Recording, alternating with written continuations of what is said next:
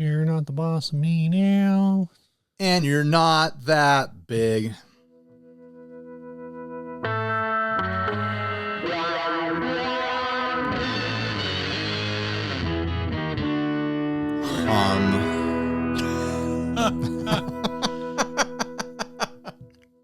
Hey everyone, I'm Ryan. And I'm Steve, and this is 60 Cycle Hum the Guitar, buying, selling, trading, modding, fixing, breaking, reviewing, playing, sometimes, podcast. You know, I podcast more than I play guitar, I gotta say.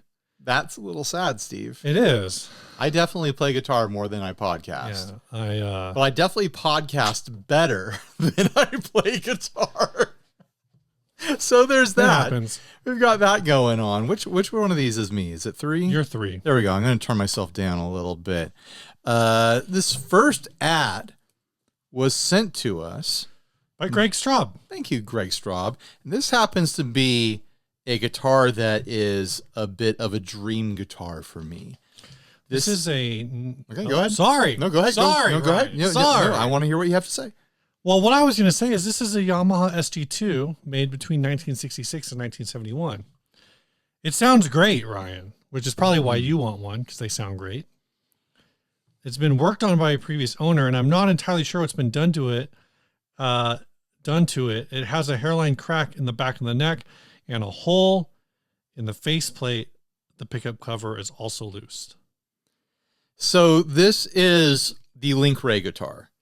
The SG-2, the Yamaha SG-2. That's why it's a bit of a fantasy guitar for me. It's totally accessible. Like I could sell a couple things and buy one of these. I just haven't worked up the guts to do it. Yeah, this one's only $1,800. And that's totally get it. You know, they usually are under $3,000, depending on what condition they're in and stuff like that. This one has been molested. I'm gonna go out on a limb here. And I'm gonna say, yeah. I feel like I'm quieter than you. You think you're quieter than me? I don't know. All right, then speak louder then. I can't. This is my voice. All right, Steve, go out on your limb. I'm gonna say that the screws in the pick guard might be aftermarket, and I'm gonna say that the knobs on the upper and lower horns might be aftermarket. And there's another thing, isn't there? I'm going to say that the Telecaster neck pickup directly in contact with the bridge might be aftermarket. And yes, go on. I'm going to say this humbucker might also be aftermarket. Is the body and the trim the only original? And I guess the neck? I think the bridge is original. The bridge looks original. That neck pickup, I don't think is original. I can't tell if it's not original or if it's just because if it just had the. They had it. There was like a unique Yamaha pickup system in these things, but this thing has been highly modified. I don't remember them having 2 outputs either. I'm assuming that the second output is for that Telecaster pickup. They did not have 2 outputs. In the extreme bridge position. And actually, yeah, this is a replacement pick guard. This is a replacement everything. Yeah. Except like you said, the bridge and the trim. The bridge and the trim. I'm looking at an SG-3. Oh, there it is. Yeah, with those original pickups. Model. And you can get this SG-3 for about $3,000 because it's in Australia, so it's going to cost $330 to ship.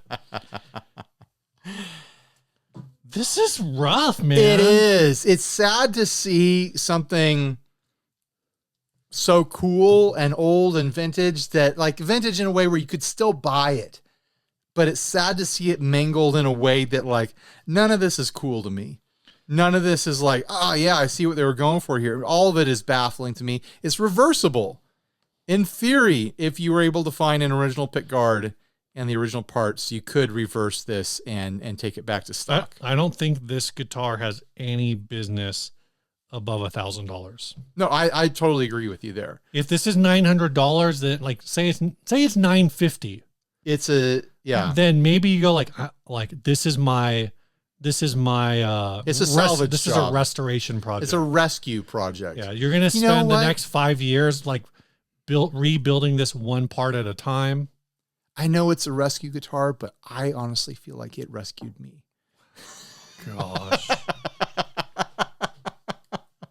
That's what you could say about this guitar. It is a thing you did just say about this guitar. Yeah, yeah. So, interesting side story. I play Link Ray riffs all the time in my demos and stuff. A guy who's a former bandmate of Link Ray, messaged me on Facebook Messenger. What? Like, I want to say early this year or late last year. And I had a wonderful conversation with the guy. He let in with like, hey, just want to let you know, love your videos. And I think Link would have really appreciated what you do. And, including his riffs and stuff. And we spent a lot of time talking about, what it was like playing with Link. But something very interesting that he told me is that I think it was the B string or maybe the G string. One of the high unwound strings, Link would actually keep not on the saddle, but in between the saddles. Like, how like a Jazzmaster bridge has like the two rails on either side. So the string would be resting on those rails.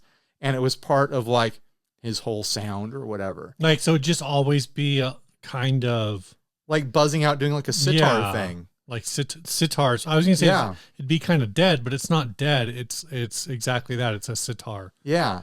So I've never tried it. I've never tried to replicate that. But if I had one of these, I mean, not this one that's been mangled, and it appears to have circuits built in underneath the pickguard because it's got 4 extra knobs going on.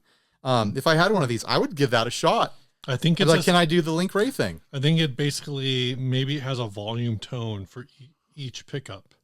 You think that's what it is? I mean, that would be the simplest explanation. Also, potentially the dumbest explanation. That's a pretty dumb explanation. I thought there would be maybe like integrated effects.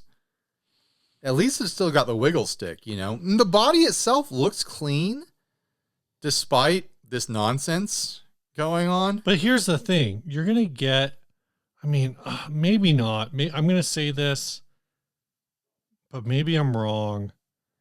I wouldn't be surprised if those screws are too big for the pickguard, which means you're going to get this, and part of your restoration is you're going to have to dowel every single sure. There's going to be hole. But even the headstock looks really clean. Like, besides the pickguard situation, this is a clean example of this guitar. It says there's a hairline crack in the neck, but I don't see it. It could be anything. That could be anything. Like, it could be in a bad place. It could be in a fine place. It just seems like they didn't even try to. They mentioned this hairline crack that they didn't photograph, but then didn't mention all these like bonkers mods that have been done to it. I'm not entirely sure what's been done to it, but you couldn't bother to describe that. Like, this doesn't look like any other Yamaha SG-2. Yeah. Like, you pinned this down. I guess, they probably found one similar, smashed they probably don't actually, does it say SG-2 on the headstock? It doesn't. So this, it might be an SG-3. Might not even be an SG-2. It could be an SG-3. We don't know. The part of the problem is I go back and forth in between getting one of these and getting one of the Samurai ones. I forget that might actually be the SG-2. The Samurai one is the SG. The modern remakes are the SGV 400s and 800s. Oh, that's what I was going to say. But the original ones were an SG. It might have been an SG6 or something like that. Yamaha. A race to the internet. It's the SG-2A is the Samurai one. Yeah, there it is. So this isn't even an SG-2. This is an SG-3. Right. So they got that. Oh, they got all the information wrong. There's also an SG-7. But I'm like, apparently, if I'm going to buy a vintage Yamaha, which direction do I go? I kind of feel like if I'm going to get one of the Samurai ones, I'm going to go with one of the modern reissues, just so I know that the fretwork will be modern. And then I'd get an SG-3, one of the Link Ray guitars, as like, oh, here's a vintage, actual real deal thing here, I love the headstocks. Here's on an these. SG-2. This one says SG-2, and it's on eBay. So maybe I don't know. Yamaha with their model names. Yeah, I don't know that they were particularly consistent in that era. Right.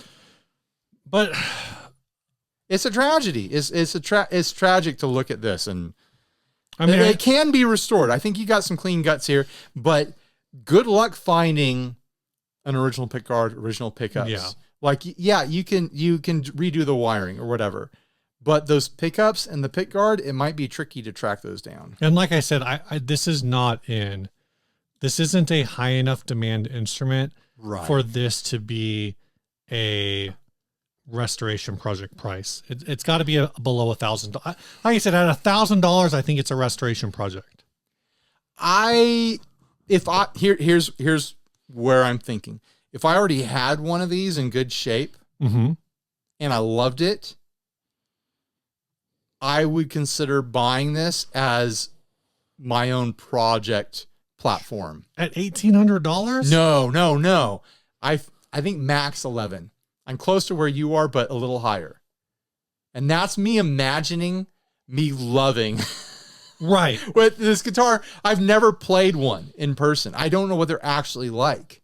I saw Link play his in person, but I didn't get to hold it and play it. And like you said, that this is a situation where you already have one and now you want to make one that's your own. Like I would get this, I would pull all this nonsense off of here, and I would get a custom pickguard cut for it. Right. And I would do my own pickups. So if you did that, you're probably talking, you could do it in like under 6 months. Right. $1,100, say, I don't know, $200 for a custom pickguard. That's probably too much, but whatever. So you're at 13. Gun Street kit, you're at 14. A nice set of pickups, you're at $1,700. So you're still cheaper than what this is listed for. Right. And you've got a custom modified SG-3. And I have no idea. I can see that. That's cool. Yeah, I have no idea what I do for pickups. Full EMG set. Oh, yeah. And like I said, in that case, like you're like hitting the ground running. Like you don't have to, because if you want to restore one, it's just going to hang on your wall. And like I said, it's like, all right, I got the pick guard. Right. And now I got the neck pickup, and now I got the bridge make. Maybe you get lucky and somebody's selling a pre-wired deal because the body exploded, but somehow everything else survived. Sure. I don't know. You find one that's got the pick guard, but it's got a broken neck, and so you can get a deal on that. Now, it's like there's a guy up the street from me who has 2 DeLoreans, and one of them is a parts bucket. I saw this. So I saw this meme just before I sat down. Christopher. Oh my gosh, my brain. What's the Cross? Guy? No, the guy. Did he make you jump? Shut up. Sorry. That's Christopher Cross is a different guy than that's true. Than Chris Cross. Christopher Lloyd. Christopher Lloyd was in. Now we're on. Yeah, I understand the connection. He was in The Mandalorian. Right. And I saw this meme that said, "Little known fact: Doc Brown accidentally took the DeLorean set it to a long time ago in a galaxy far, far away." I don't know how the far, far away thing works because he was also in Clue. So does everything have to connect? Everything Ryan connects. Right. Well, the way it was he in Clue after he was in The Mandalorian, yes. or before? Was it an anti-aging thing that you from? That's how it all works. Yeah. But the whole thing is he actually was the founder of the race of Mandalorians. Yes. It's a portmanteau because he was the man in DeLorean. Oh, shut up. Now, is this before or after he was Who Framed Roger Rabbit? This was after Who Framed Roger Rabbit, but before Taxi. So when he got melted by the what is it called? The dip. Yeah. When he got melted by the dip, did he get reconstituted so he could be in The Mandalorian? Yes. Okay. All right. It all makes sense now. And then he traveled forward in time so he could be in Clue. Correct. Yes. Everything he's done has been time travel. What about when he was a Klingon?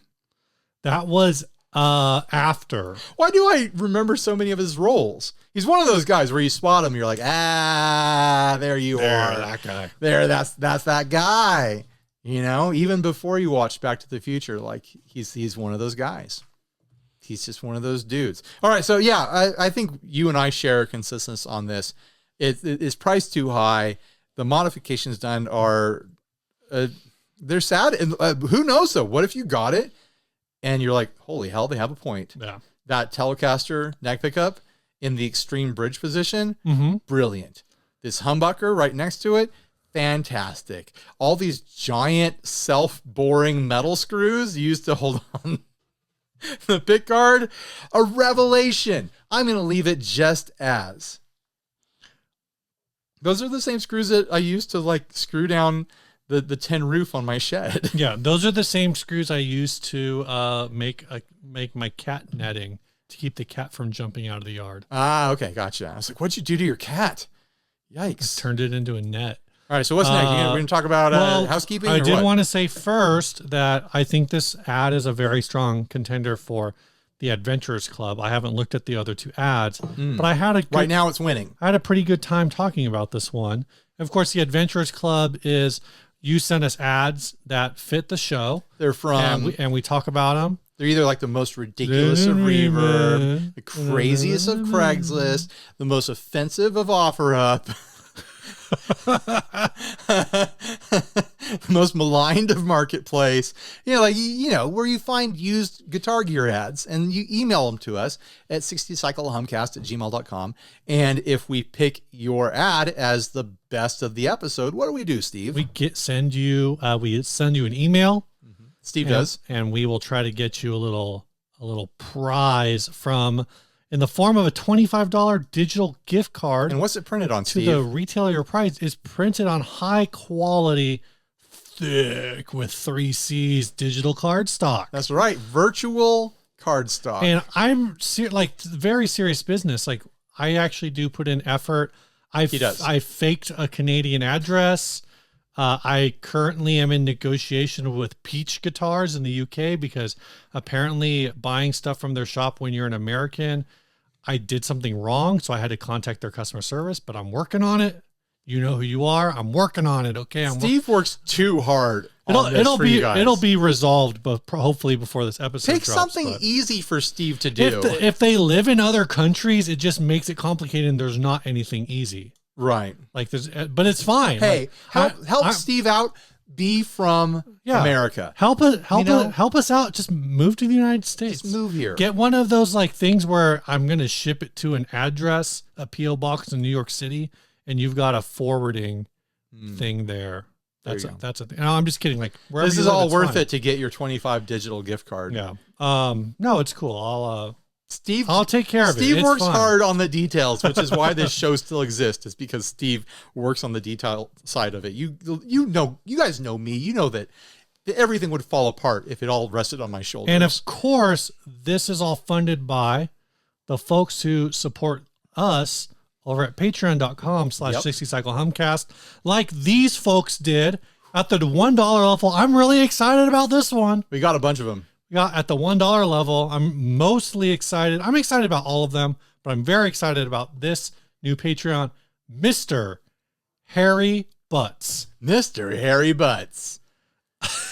Also at the $1 level, Matt Good. Matt Good, welcome. His name is Matt Good, but it's as far as I'm concerned, as good. He's Matthew exceptional.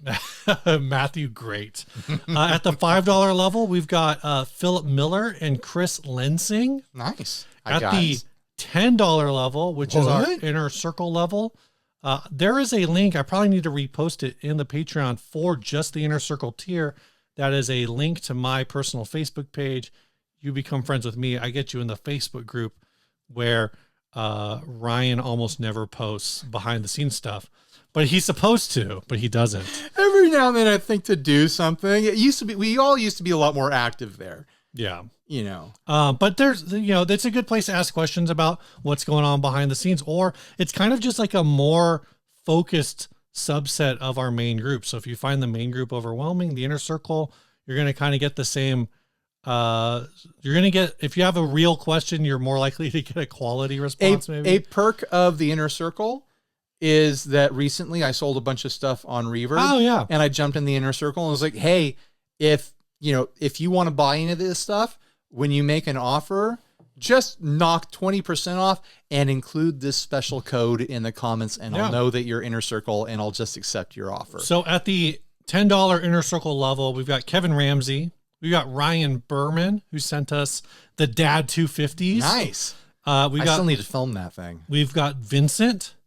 And then upgrading from the $2 level to the some value of Norwegian kroner that is above $10 US was Lele. Thank you, Lele. At the $25 level, what? And this is the bragging rights level. You got to check this website. No one should love us $25 a month. You got to check this website out. I've been there before. It's guitarpickreviews.com. This is a dude, a person who reviews guitar picks. Like the whole website is just reviews of guitar picks. This is an interesting way to market a company, is because your name does get scrolled at the end of every podcast episode. We mention your name when you're new. And I've been doing more Patreon content where I buy things with the Patreon funds to demo it, and I scroll the names there too. So like if you want cheap advertising for your product or service, you sign up as a Patreon. So we've got guitarpickreviews.com. We've got an app called Rigfish. Oh yeah. Also is in there. So thank you to all of these people who are supporting this program, and of course to all of our other Patreons. Maybe for the 500th episode, I'll get the full list and I'll just read through. Sure, it'll take a while. It's going to take a few minutes. We have a lot of $1 in there. We've done it before, and maybe I'll do it again. Maybe I'll do it. A few super chats deep, if you know what I mean. That'll make it extra fun. Also, one of the ways that this show gets funded, well, actually, one of the things that just keeps us able to do it, this show is sponsored by Stringjoy. Let me get a pack. Stringjoy makes strings in Nashville, Tennessee, by musicians in Nashville, Tennessee. Here is, wow, that was completely uncoordinated by me. This is a pack of orbiters, a 10.5 to 50. These are I believe enamel coated string, if I remember. That's right, Steve. Nickel plated steel wrap wire that delivers crisp top end, higher output, out of this world durability. This is what, I don't know the orbiter script.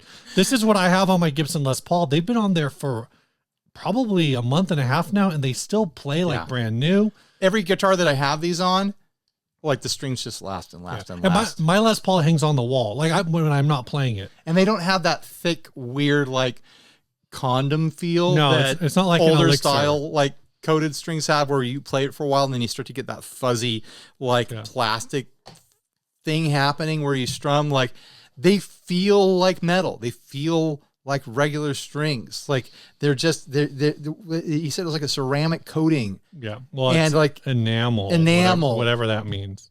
It's like paint. It's like a paint. Anyway, they just feel like regular strings. Use the link below to check it out. Use code HUM at checkout to get 10% off. Ryan. Yes, Steve. You told me that this next ad was called I. It's sent by Joshua Nowakowski. I wrote down I like Alpha in Power Rangers. No. I. No, this is like I. Yeah. This is from Facebook Marketplace. Fender Parts Caster with EMG pickup. Sounds and plays great. Comes with hard shell case. No trades. $625. It's got an eye pick guard on it. It has one of those stupid pewter skull batwing output jacks. Why? Like the rest of the theme was working. Why throw the skull and the batwings into it? Oh, it's got Spurzels on it. Are they locking? I don't know. I'm not familiar with that model. They look hefty though.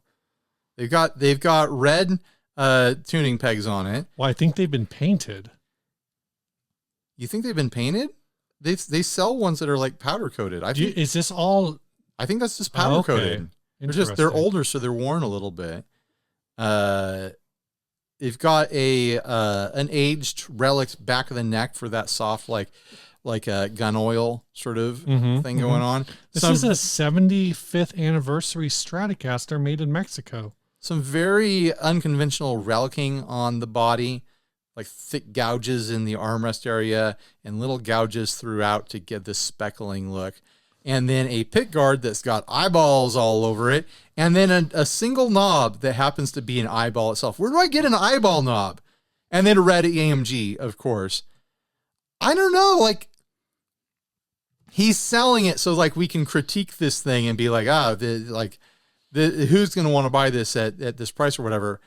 But I'm kind of looking at it like, if I saw someone on stage with this, I'd be like, you've got your own thing going on, man. You know what you like. You've got a look, and you went for it. It's confident. It didn't dick around and do it half-assed. The skull and wings thing on the output jack. Come on, I'd swap that out. Grow up. I think I'd swap that out. Yeah, but the rest of it, sure. Like this is what let's see if I can talk. This is what Mexican strats exist for wild and crazy mods, to get experimental, to mess up finishes, to try like aging the back of the neck, to completely swap out pickups and things like that, to try new hardware. This is why they exist. I've been cruising around our local Craigslist. I'm seeing Player Pluses, that like the newer Mexican strat that I have. Those retail for I think $12.99 or maybe $11.99. One of those. I'm seeing them on the used market, $700, $800. Wow. Buy them at those prices. I think my Player Plus is an excellent guitar. Buy it for $700 if you see it. Do crazy mods. Like, get creative.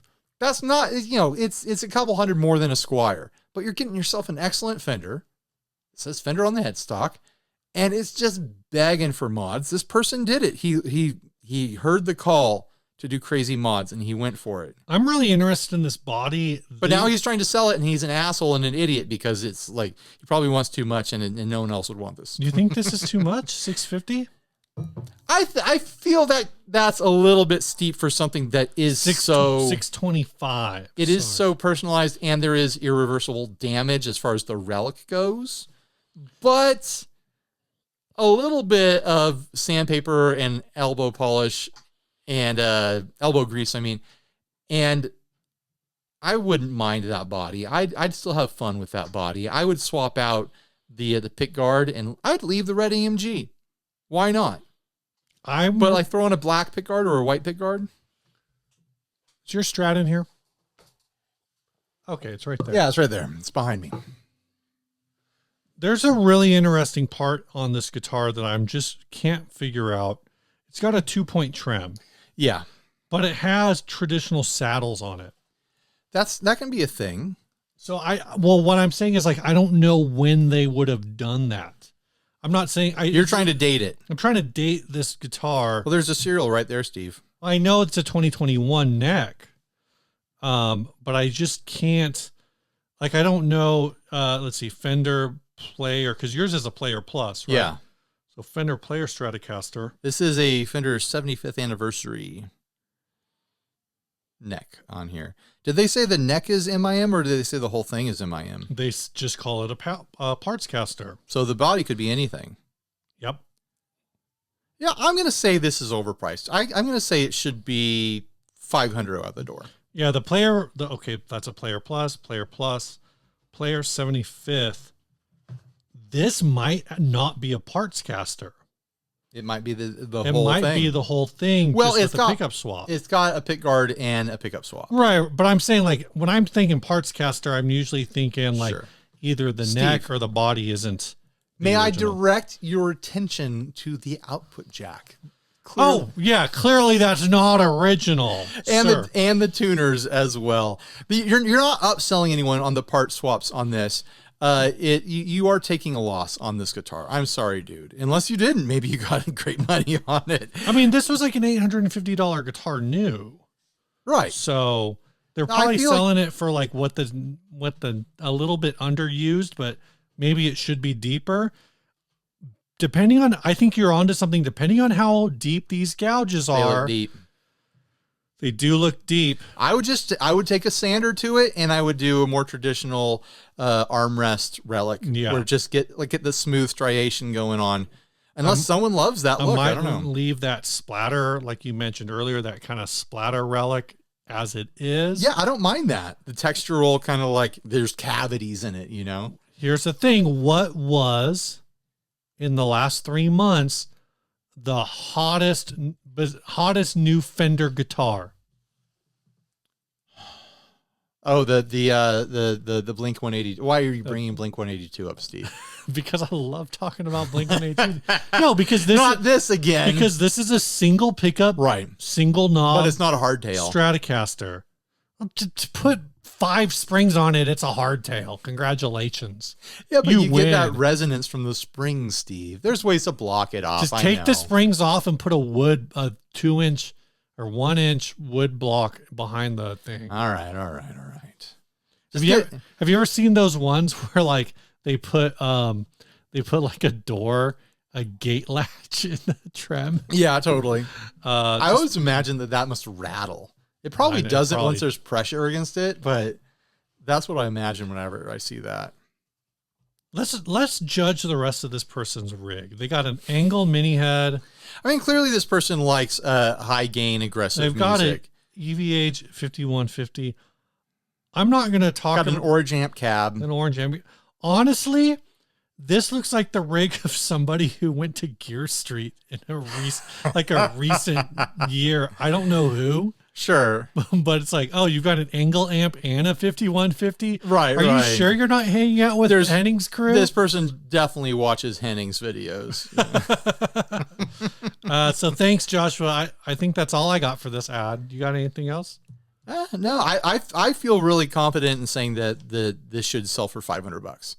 I don't know if it will, but if I was interested in it and I was going to make an offer, that's where I would want to pay. It's where you'd want to be. How would you? That's a tough spot to be at 625 already. He's gonna try to upsell by including the hard case. I don't want it. I'll pay $450 to not get the case. So is that going to be like you're going to say, hey, I don't want the case. Will you take $450? And then they'll say he's going to negotiate. He's going to be like, oh, $550. You'd be like $500 final offer. Yeah. All right.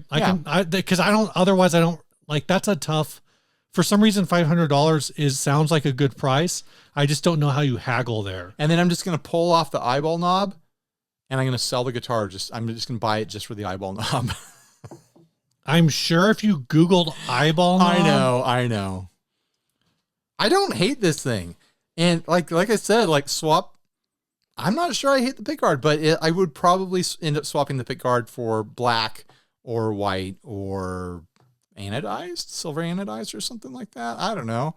Something to get that red pickup to pop a little bit more. Gotcha. I think black is the answer. Black is the answer. Black is the answer. Black is so like fingerprint prone. That's true. You know, I mean, red on white, like this could be a Jack White guitar with that EMG in there. You know, he loves his EMGs. Yeah, Jack White, all about modern efficiency.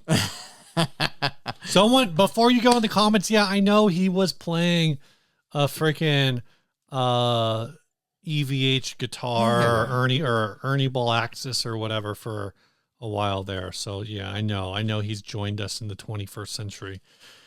But is that the 21st century? I don't know. That's still the 20th century, my dude.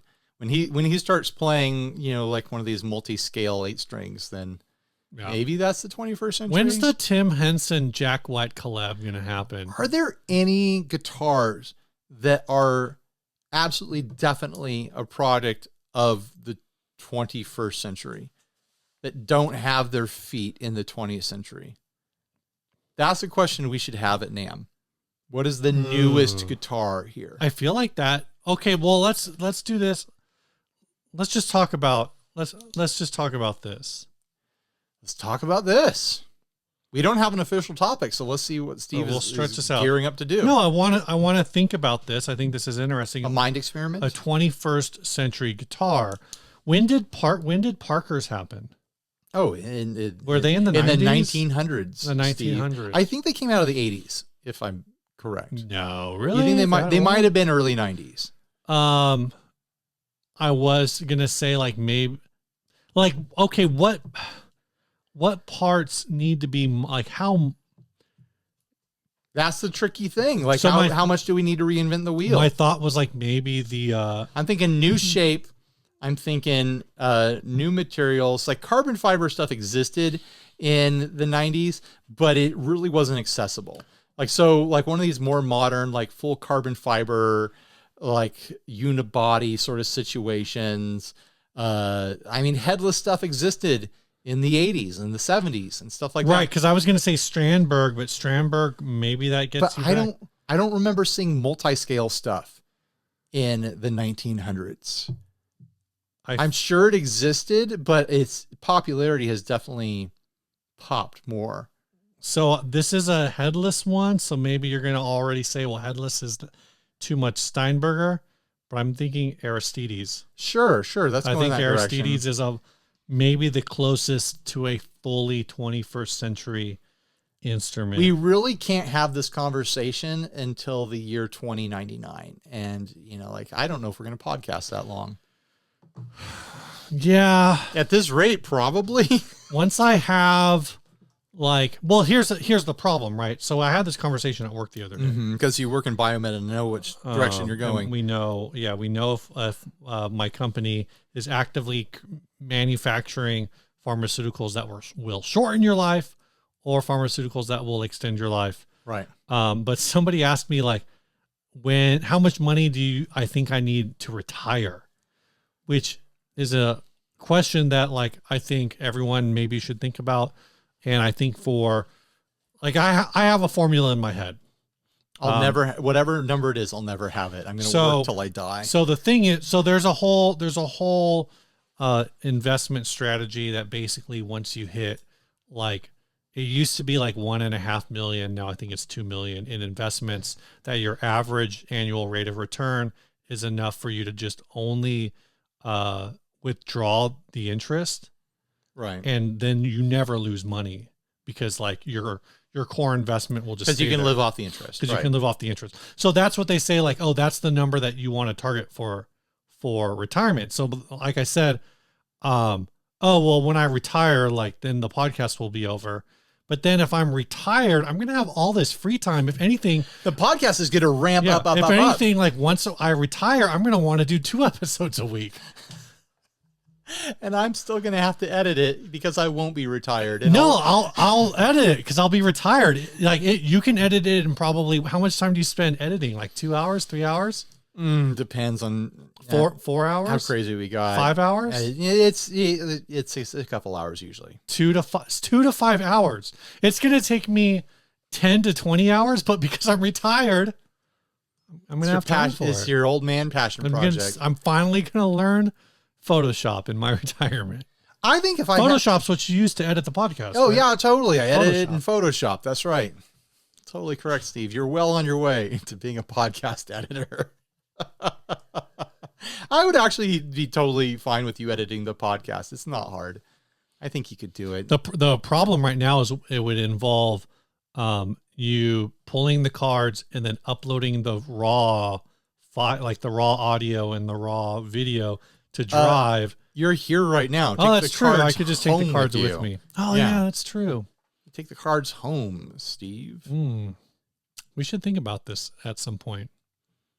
Do you have the time to do this? I don't know. No, you know what? I know the answer That's the answer. If you don't know, then you don't. I know the answer is no. Well, the problem is I have the time. It's a matter of making the time. I can tell you that I think... This is riveting conversation for the audience. I think my Sweetwater video will be done before the 500th episode. It will be... Really? So it'll be done before we go back to Sweetwater. The 500th episode is like in a week. Okay. I'm looking forward to it, Steve. I'm surprised to hear that it's going to be done so soon. It's like 20 minutes long. Hey, that's not bad. It might be longer. I'm not sure. That's actually pretty good. I'm not saying it's good content. I'm just saying it's almost done. Content. I've got one more. I think I have one more segment that's like 1.5 minutes long to watch and play around with. I think I'm going to do a Street Fighter theme. Here's an exclusive. It's not going to be a theme. I'm just going to pop some graphics up of Street Fighter. I can't wait to see this. Two of my guests for the last video. It's just going to be a little graphic. Maybe I'll steal like a 5 second. If you made it a Mortal Kombat theme, then it'd be very graphic. Oh yeah, that would be a good idea. What would Mortal Kombat? Here's a topic. Okay. If YouTubers were in Mortal Kombat, what would their fatalities be? Let's start with what would your fatality be? Something. Obviously you would summon 2 princes. Yeah, I'd do like some sort of magic spell, and they would come in and they would slam into the person from either side. That's obvious. Or they would like fit onto their head like headphones and then like vibrate their head into exploding. Some other ones. Or I would it would be like a tidal wave of drip. Like I would play a guitar and just like a wave would come in and like take them away. If Glenn Fricker was a Mortal Kombat character, his fatality would be he would turn you into a bass guitar and then he would smash you. All right. So he's like a wizard. I like that. I like imagining him as like a wizard. He's like a mystic. His hair like starts to flow and rise, and his eyes are glowing, and his fingernails grow, and he casts some sort of magic incantation, and then you turn into a bass guitar, and then he picks you up and he smashes you. If Henning was a Mortal Kombat character, would he just like summon animals? He'd throw cameras at you till you died. He's got enough of them. Fatality 8K. What would Emily's fatality be? She'd drop guitars on you from the wall. She'd be up on the wall dropping guitars. Who else? Phil McKnight fatality. Phil McKnight fatality. Jeez. It would be like an autopsy. He'd lay you down on a table and he'd like take you apart with tools from StuMac. I was thinking the same thing. It was like his fatality would be called Deep Dive. Deep Dive. Oh man. Rhett Shull would do some sort of weird move like with a slide. He'd slide across the floor and then poke you in the eye with a slide and you die. I mean, I think Low End Lobsters is pretty obvious. It's the giant claw. It's the claw. It's the claw. Giant claw beheading. Yeah. Who else? Colin Scott would just run across a field with a sword. And just like drive it into your collarbone. And is this like a Braveheart thing? Yeah. Jeez. He's laughing right now if he's watching. Hi, Colin. Joe Branton would just summon the other 3 original guitar nerds. There's a lot of summoning happening. There's a lot of summoning happening. But isn't that how fatalities work? It is. Things get summoned. Things get weird. Spines get pulled. Things get thrown. Fireballs and lightning and, plasma bursts and stuff like that. I'm glad we had this conversation. Yeah, it's very important. Ryan, what's new? What's new is something that we forgot to mention last time we recorded. Oh, yeah. I went to our P.O. box and I pulled out the slip because we get this little box and they put slips in there when we get big things. I hand it to the lady. She's like, oh, it's right there on the floor. And I turn around and on the floor is this gigantic box that happens to be an Aquabats drum shell kit. This is just the snare. I have the rest of the shells upstairs right now. We know the name, we know the screen name of the Patreon that sent it, but we don't actually know the real person name. So thank you. What was it? 67 Goat. 67 Goat. And they have a Yamaha Pacifica as their little icon there. Thank you. It was addressed to Henry. So they gifted a drum shell kit to my son, who actively isn't playing drums as much as I thought he might. He still is playing here and there, but I've been doing the 30-day drummer. Can a guitarist learn drums in 30 days? A video that I've been working on for like 90 days. But we put it all together. We need all the hardware for it. Henry is actually really excited about it. He's excited to have an acoustic kit. Oh, cool. He's excited to be loud. But I told him, like, to earn the parts that are missing from this, you have to do the same lesson program through Drumeo that I'm doing. So once I wrap up me learning the drums, I'm going to get on him to do that. They're 10-minute lessons. So I'm just going to sit him down once a day. Like, okay, I'm going to sit with you while you go through this 10-minute lesson. Right. And just make him do it.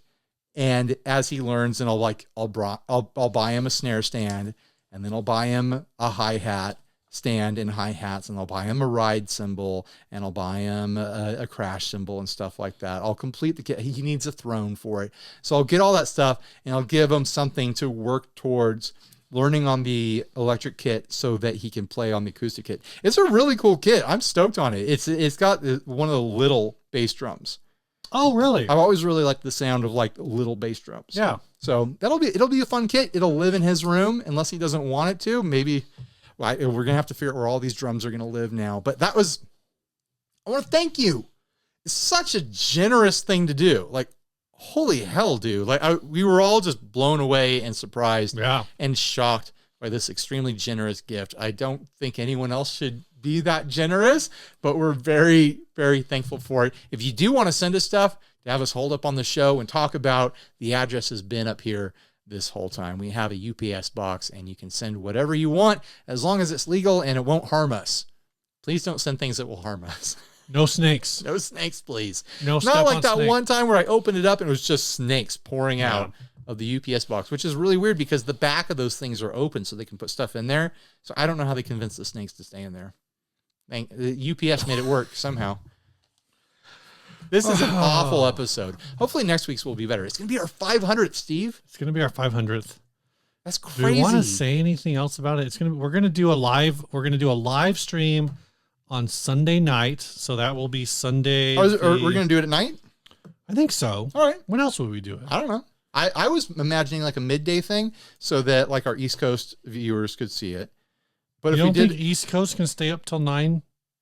Well, what time are you thinking about starting? Like 6 p.m. Oh, okay. Well, all right. Yeah, we could do that. You know, okay, let me back up. I already talked to Ryan about this. We'll solidify a time. But what we're going to do is, it's not next Sunday. Oh, it's next Sunday from this recording. Right. So on the 22nd, prior to the 22nd, sometime in that week, we're going to generate the live. So it'll put up a little like start time in your YouTube subscription, so you'll know. So between now and then, we're going to pick a time. It might be 6 p.m. Pacific. And the thumbnail will be there and be ready to go. Maybe 4 p.m. Pacific would be a little better. I think 4 or 5 would be pretty solid. We're going to be competing with Sunday Night Football is the problem. What am I going to do? We should probably see what games are on to see if it's going to be a good game or not, and then adjust. Like if I'll leave that to you, Steve. If the Chiefs are playing on a Sunday night, I don't want to compete with Taylor Swift. That's going to be a problem for us. People are going to want to watch Taylor Swift instead of watching us. Is it possible to watch both things at once? It is. Put the sound off on one of them. But they're going to put the sound off on us. It's true. That's fine though. No. What's more important? A football game that can happen any time of the year, or the 500th episode of your favorite podcast boys? I mean, legitimately, it's only going to be week 7, so it's not even an important game. Why are we here? Why are we talking about this? Because we're talking about the 500th episode. Yes. So we're going to put something up during the week that announces what time it's going to be. I also want to mention, Sunday. A few weeks ago, we talked about the possibility of doing an in-person meetup. Oh, right. It's not going to happen. We were looking at our schedules with our family lives and stuff like that, and doing the live stream and stuff. It's just too much to put on our plate at this time. I would like to do some like San Diego hangouts though. So maybe that's something we can figure out maybe in the winter or sometime or something like that, like a 60 cycle hum meetup at a local brewery or something like that. Where we don't have to make a reservation. Just everyone shows up. If you're there, you're there. We'll do something kind of a little more random for sure. Yeah. Oh, I've got something else new to talk about. What else do you have new, Ryan? I did that Glarry demo that was Patreon funded. Yeah. And at the end of the video, I was so fed up with the guitar. I was like, I don't want to keep this. if there's anyone in San Diego that wants this guitar, hit me up and take me out for lunch, and it's yours. And someone did it. They took me out for ramen. We had a wonderful conversation. I think we hung out like an hour and a half or something like that. Cool. I got my belly full of ramen. They got a guitar that they were excited about. And I think I'm going to do that a bunch more. I should have taken pictures. We should have done like a selfie to prove that it happened. But it just felt so nice to like get out and talk to someone and like hang out with a viewer and get a guitar in someone's hands. And if I'm going to be doing these Patreon funded like guitar demos where it's like, let's get a $150 guitar. Mm-hmm. Unless I have really clear plans for it, I can't keep everything. Right. Like I was just telling someone the other day, like I film like 2 new things a week typically. Yeah. I'm not selling 2 things a week, which means it's just building up. It's accumulating. This stuff is just building up and building up and building up. I have to find creative ways to get rid of this stuff. I don't really want to ship cheap guitars because it's not worth it. You have 5 tubs of the affordable pedals. I know. I need to sort through all those. We could do like a local meetup. We could go to like a brewery or something like that. Just bring a tub. Bring a tub of affordable pedals. Is like first 20 people to get here get an affordable pedal. You know. Yeah. Just buy me a drink and then I'll have 20 drinks. There you go. Yikes. That's a lot of drinks. I could be like, I've got 3 affordable pedals. Find me at this bar, buy me a 3 drinks, and I could cheat the system, and I could be like, come to a Dinosaur Ghost show, I'll have 20 pedals. I get 20 people there, 1 pedal for each person. Yeah, you know, it would be the highest attendance we've ever had. That's not really cheating the system. That's just how it used to be. That's how it used to be. People would just give away pedals. I'm pretty like. What's the difference between buying the tickets yourself and giving them to your friends for free because it's a pay to play? Okay, yeah. You know, like come pay to see us play and you're going to get a pedal out of it. Yeah. Is the idea. I need to do stuff like that because stuff is building up. It's bad. I got control of the guitars for the most part, but the pedals are out of control right now. I need to sell more stuff. It's bad. Speaking of pedals, this episode is brought to you by Chase Bliss. They are made... you know, when I don't have a prop, I feel like it's hard to talk about them. It's weird. Chase Bliss is a pedal company that we have always said is a pedal that is more creative than you are. Oh, and better looking too. This is the Mood Mark 1. This is the one that I have. Yep. I've got it too, the Steve. Mood Mark 1. You're not the only one who has it. I don't really understand how it works, but I know it makes some really fun sounds. No one understands how it works. It's magic. And I don't know what to say about it. I really like it. I need to they're really cool. So the same kind of content that I made that now I'm hyping it for the video that I made at GearFest. I kind of want to do that again for NAMM. Right. But this time there are some parts of the video that I made where I had just gotten the pedal in and which wasn't the Mood. And I used that pedal to generate some parts for, time lapse. Oh. So there was sound in the time lapse. And I think for the next time I do that and I have to make time lapse music, I want to use the Mood on there. That's a good idea. Because I think it would make some really cool glitchy time lapsey stuff. Totally. For like time lapse, like B-roll kind of stuff. It would be perfect for that. And you can do like main, like if you're an ambient artist, Mood would be fantastic. I wish I understood how to like harness the power of them. And this is the Mood Mark 1. Can you even get these anymore? I don't think so. Yeah, now you get the Mood Mark 2. Now they're collector's items. All right. Huge thanks to Chase Bliss for sponsoring Steve's disjointed rant for the past 2 minutes. Thanks, Joel. Oh, this last ad. This is sent by David Lucas. It's called Fake Barnsexual. Do you remember when we coined the term Barnsexual? I do, but I don't remember. We were out at Cowerfest. Is that when that was? We covered an ad for a guitar that was made out of barnwood. Gretsch G5620T for sale, equipped with an Alnico humbucker neck pickup and a Filtertron bridge pickup. I've owned many Gretsches in the past, and this pickup configuration is by far the best sounding and most versatile combination. It sparkles, has the Gretsch sound, and is very suitable for many different genres of music. The Alnico is clear and defined, sounding beautiful in combination or on its own. The neck is straight with no issues. It plays quick and feels very comfortable. There is no buzzing or high frets anywhere on the neck. The guitar always has been in my climate-controlled guitar room. Good, so there's no damage to it. This 5620T has been hand-painted with plenty of detail to resemble rustic/vintage barnwood by a local artist and looks absolutely beautiful and unique. The satin clear coat blends with the guitar and protects the painting for years to come. The knobs, pickup cover, and Bigsby have been carefully aged and is a beautiful addition to the rustic theme. This is the only Gretsch Electromax that's been reliced and hand-painted in this style. I have not looked at this. Why. You've already looked at this. Yeah. It resonates and sustains notes for long periods. The Bigsby operates smooth and holds tune very well with no issues. Overall, very well crafted and beautiful sounding guitar. A total joy to play. I want to see the price, and I will see the price, $537. As I see this barely looks like barnwood to me.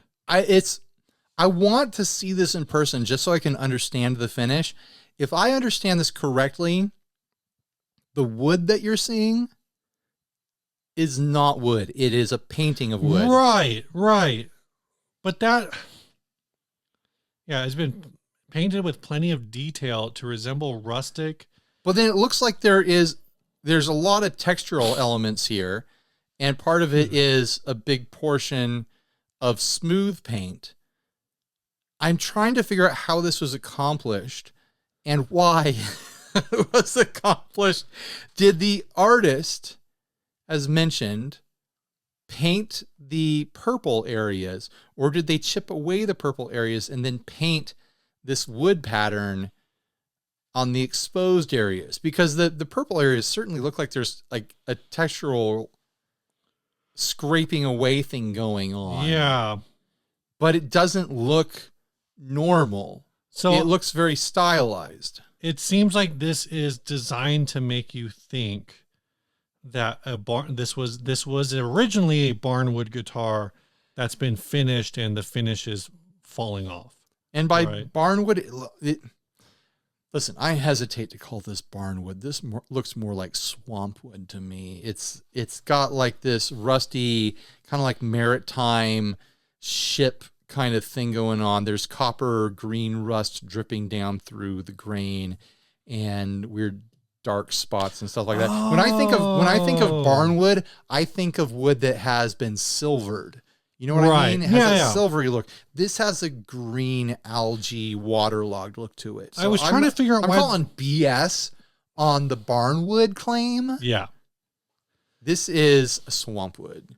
At least it is pirate wood. Pirate wood. I was trying to figure out like why are there so many yellows and greens? I couldn't figure out where that choice came from. And it's exactly what you said. Like it's trying to imply that like the knobs are rusting, right, and have given way to like this copper patina. I hate so much about this. I have to admit, I don't own a barn. I've seen barns; they're red. This guitar is not red. All right. Would this be more believable if the guitar was red? Was red? If that purple was red, I would buy the barnwood thing a little bit more. And if there was like hay poking out of the F-holes, you know? Mm-hmm. Also, like, let's not gloss over this person being stoked on an open coil, cheap looking humbucker in the neck position. I don't care if you think it sounds better. You could have found a better looking humbucker to achieve that sound. Like, it just looks cheap. No, I'm not signing off on that humbucker in the neck. Like, you could have at least gotten a chrome pickup ring so it could match, or at least visually flow with the bridge pickup. You're 100% right. Like that. The black plastic pickup ring, like, totally does not fit this guitar aesthetically at all. It would be better to have it just like floating Van Halen style in a cutout piece of wood. Because then at least it would be thematic, you know? It would fit the Barnsexual theme going on here. That black plastic ring just looks cheap on this.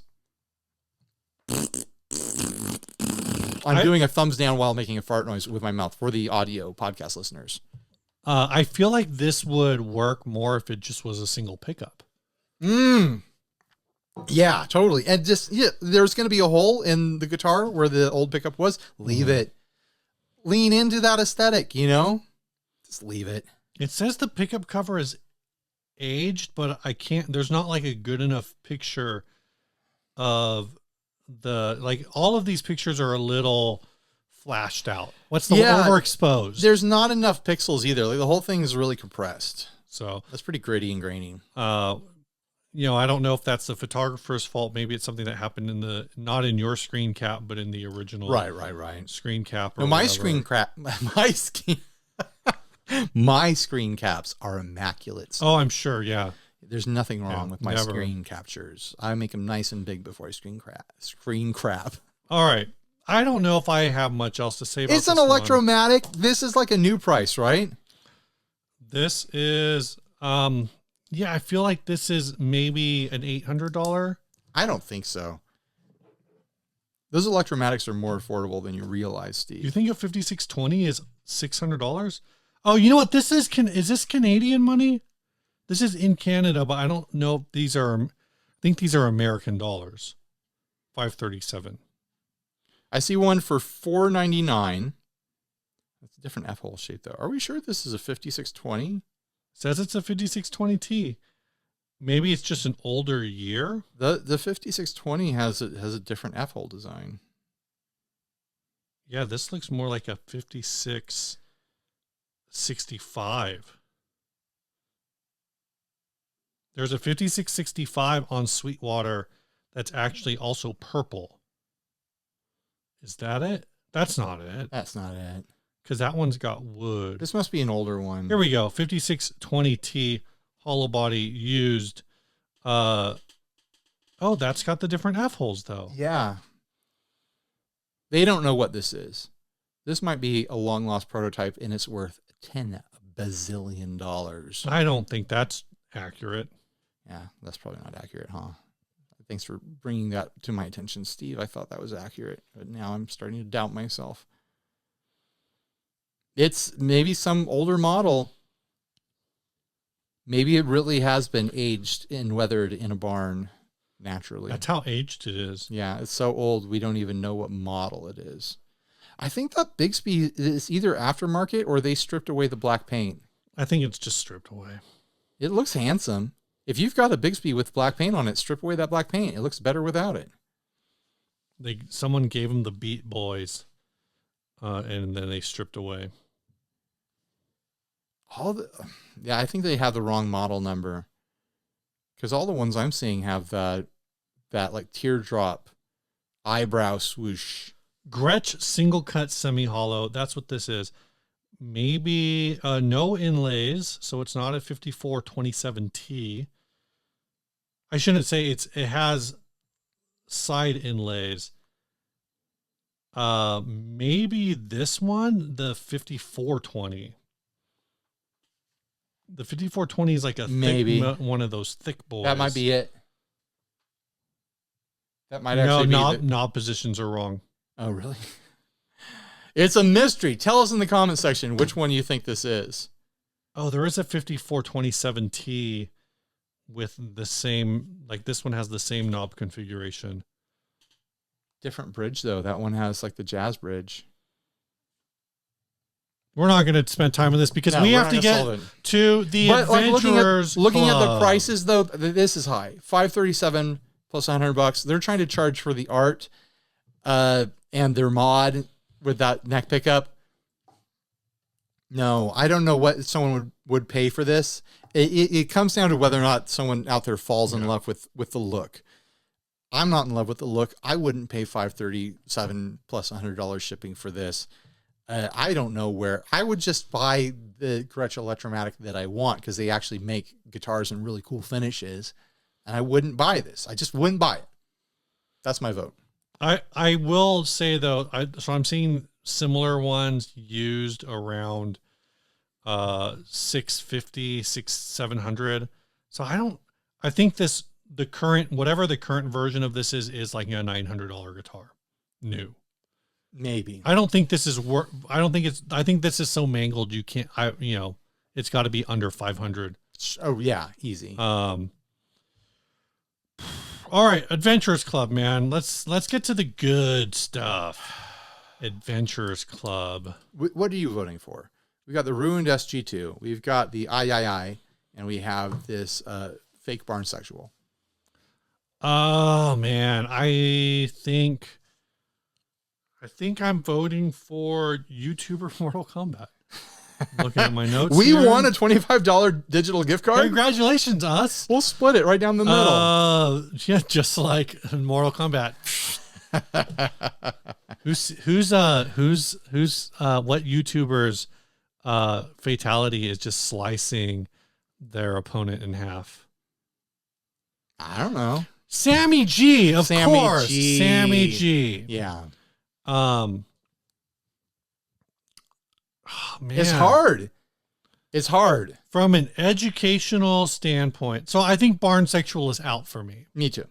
It's in between III and the ruined SG-2.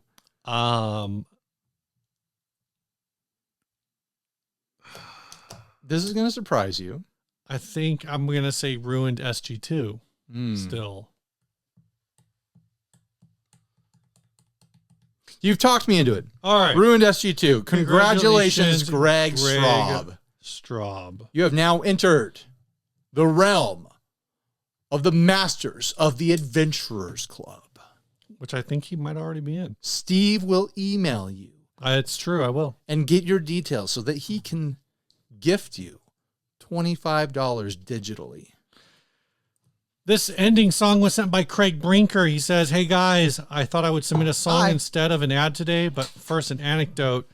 When my wife sees me watching the podcast, she always asks, are you watching the Guitar Men in the Garage again? My Aussie shoegaze / dream pop band, The Vacationists, I like that name, released an EP in the last couple of weeks. The single is called Please Remind Me. It's attached to the email. I always say, please attach your song to the email, not a link, just attach it. Yes. I mean, Dropbox works, but don't send us a link, you know, to like your SoundCloud or your Bandcamp or whatever. It's something that we can literally download without having to go through a purchasing process, please. Zip files are fine. Well, this is embarrassing. Uh-oh. I'll be right back. He's got to go get some fresh internet.